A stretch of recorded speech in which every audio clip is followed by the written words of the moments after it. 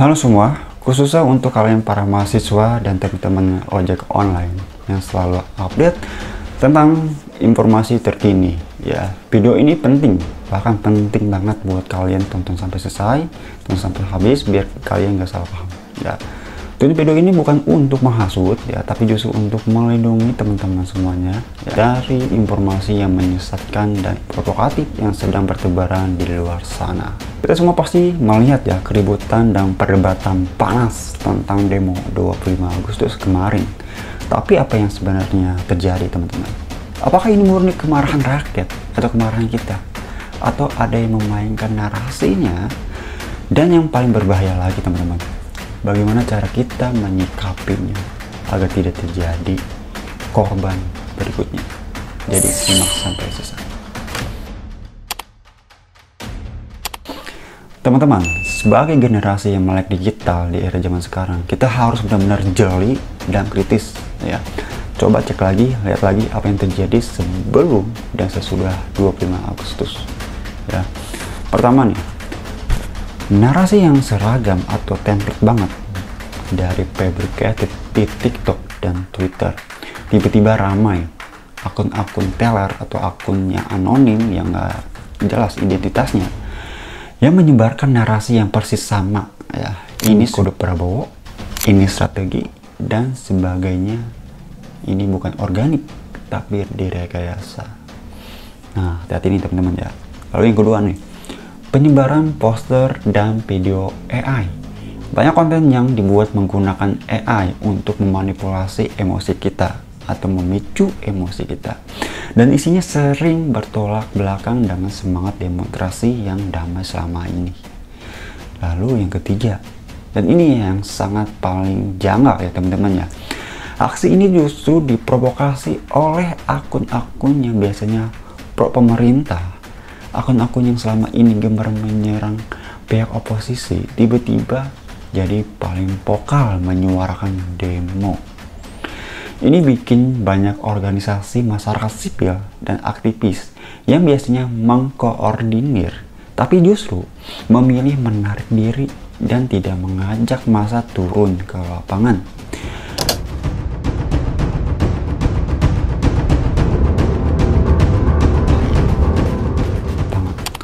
Lalu bagaimana dengan mereka yang tetap turun ya? Banyak yang turun karena marah dan kecewa yang sangat tulus. Marah melihat anggota dewan yang seharusnya menampung aspirasi, tapi justru mengolok-olok rakyat, ngatain rakyat, ya, joget-joget gitu. Marah melihat tunjangan mereka dinaikkan di saat rakyat malah justru kesusahan. Tapi situasi di lapangan sangat berbeda teman-teman dari aksi sebelumnya. Tidak ada titik medis ya, logistik atau konsumsi yang terkoordinir ya. Semuanya scripted ya, berantakan. Jam 12 siang justru sudah ada water cannon yang menyemprotkan massa. Lalu tiba-tiba muncul massa yang tidak jelas asal usulnya dan akhirnya kerusuhan pun terjadi. Pasukan massa nggak ada yang bawa tangga, tiba-tiba muncul orang naik motor bawa tangga, ngancurin halte, terus ngeluarin mesiu dan sekarang ngebakar nih oknum anjing. Jangan. Ini membuktikan teman-teman bahwa aksi ini tidak dikelola dengan baik dan aman, dan sangat rentan disusupi oleh pihak-pihak yang ingin membuat rusuh atau memprovokasi kita. Setelah kerusuhan terjadi, apa yang terjadi teman-teman? Nah, pola selanjutnya itu muncul ya, akun-akun teller atau akun anonim dan bahkan beberapa influencer tiba-tiba berbalik arah. Mereka menyerang dengan narasi, wah mahasiswanya mana ini, duitnya nggak cair ya. Ya, tujuannya apa? Tujuannya jelas, mengalihkan isu ya, mengubah narasi dari kekecewaan pada DPR menjadi tuduhan mahasiswa dibayar. Ya kan, jelas banget provokasinya ya. Ini adalah bentuk pola klasik ya teman-teman untuk memecah belah dan menghindari pertanyaan utamanya. Apa pertanyaannya? Siapa yang sebenarnya yang paling diuntungkan dari kerusuhan ini? Ya pasti ada keuntungan dong ya, di pihak tertentu pastinya. Dan justru gue nggak tahu siapa yang menguntungkan ini. Nah teman-teman, ini penting untuk teman-teman ya. Disinilah peran kita sebagai audiens yang kritis ya. Pertama, verifikasi dulu sebelum sebarkan informasi. Jangan mudah percaya dengan konten dan akun anonim. Cek dulu sumbernya, akunnya siapa, tokonya siapa, apakah kredibel ya kan, apakah ada media yang besar yang meliputi dengan angle yang sama gitu. Intinya cek, cross check ya. Yang kedua, waspada konten provokatif.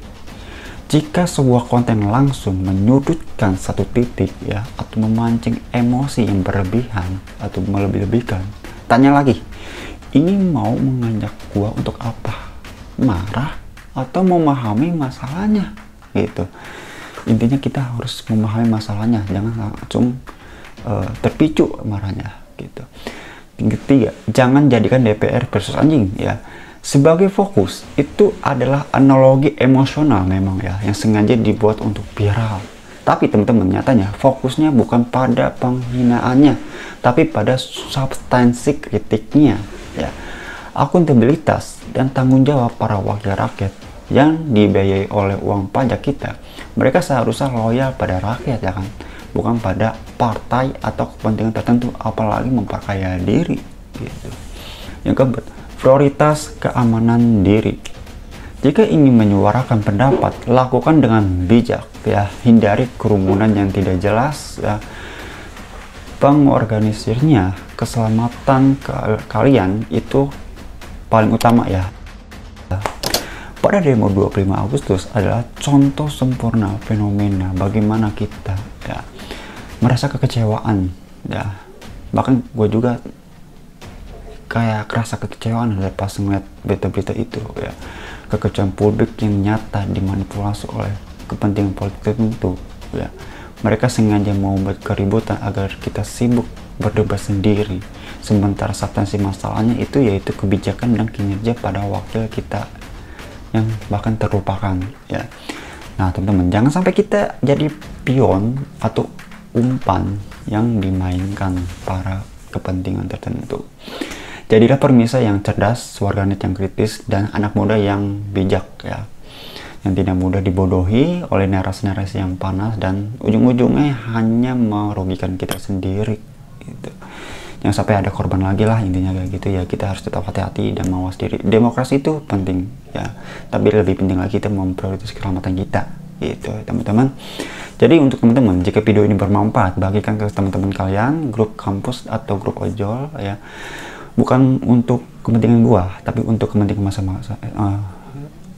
masyarakat semuanya, biar kita lebih sadar, lebih paham tentang akar masalahnya ya, nggak asal emosi gitu ya teman-teman. Tapi intinya gini, untuk menyebarkan kewaspadaan kita harus melindungi diri kita sendiri dan lindungi masa depan kita.